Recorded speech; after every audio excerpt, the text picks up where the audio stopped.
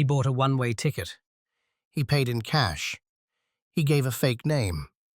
And then, somewhere over the Pacific Northwest, he stepped out of a Boeing 727 into a freezing rainstorm at 10,000 feet. He was never seen again.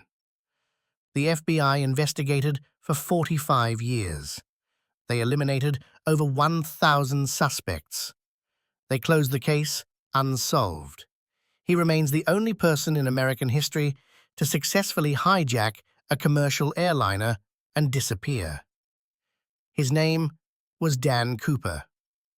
The newspapers got it wrong. They called him DB Cooper, and 50 years later, no one knows who he really was.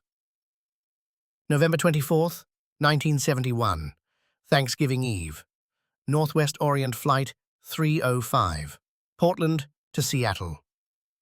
A man in a dark suit, mid-40s, sat in seat 18E.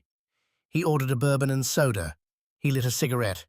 He handed a note to the flight attendant. The note said he had a bomb. He showed her wires inside a briefcase, red sticks, a battery.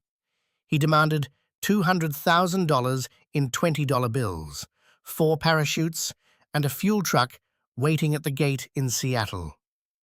The FBI complied. When the plane landed, the 36 passengers were released. The crew stayed on board.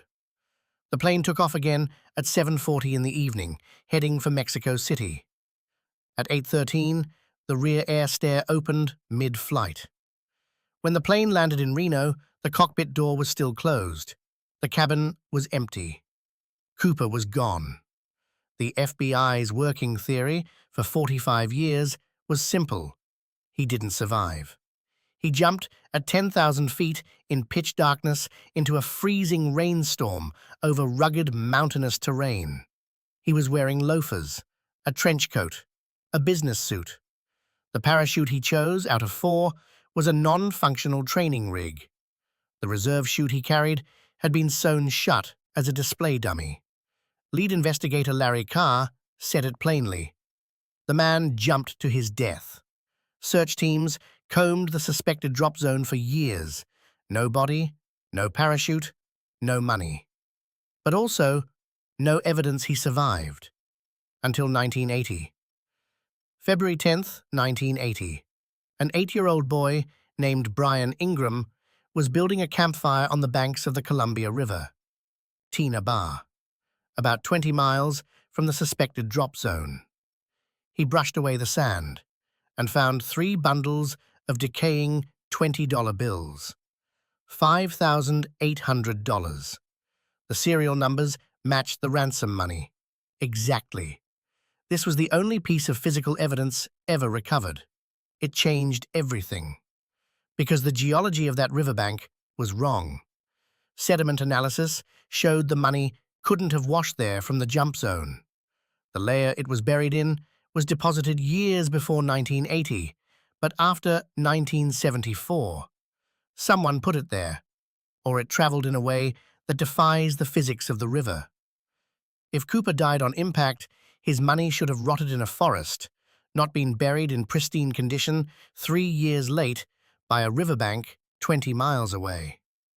Suspects emerged. Richard McCoy, who hijacked another plane the next year using identical methods. Robert Rackstraw, a Vietnam veteran with explosives training. Kenneth Christensen, a Northwest Airlines employee. L.D. Cooper, named by his own niece on her deathbed. None of them were ever proven to be him, but online, in forums and Reddit threads and conspiracy communities, the theory people actually talk about is different. The theory is this. Dan Cooper was an intelligence operative, Vietnam era, Special Forces, possibly Studies and Observations Group, the covert operations unit that ran black ops behind enemy lines. The evidence they cite is specific. Cooper used aviation terminology that only insiders would know. He referred to the air stair as aft stairs. He requested non-civilian parachutes. He chose a flight path that avoided radar. A black clip-on tie he left behind contained particles consistent with the Boeing manufacturing facility, specifically materials used in aerospace component testing. Believers point to Project Phoenix, to Air America, to covert programs from the Vietnam era that recruited men who were trained to disappear. And the wildest claim within the wildest theory: Cooper wasn't escaping, he was completing a mission. The hijacking, they say, was a stress test of FAA security protocols, or a method of laundering covert operations funds, or a message to someone in the intelligence community that they had been compromised. Why does this theory have legs? Because the FBI never recovered most of the money, because Cooper's profile fits the demographic of late Vietnam-era intelligence assets perfectly, because the case was closed in 2016 with no real explanation, and because no civilian with no training has ever pulled off something like this since. But here's what doesn't add up. Even if Cooper was a trained operative, why this flight? Why this date? Why $200,000? In 1971, that wasn't enough to retire on, not for an intelligence operative with skills like that. The amount feels almost ceremonial. What if it was? What if Cooper wasn't trying to escape with the money? What if the money was the message? $200,000 in $20 bills, marked and traceable. He took it, knowing it could never be spent.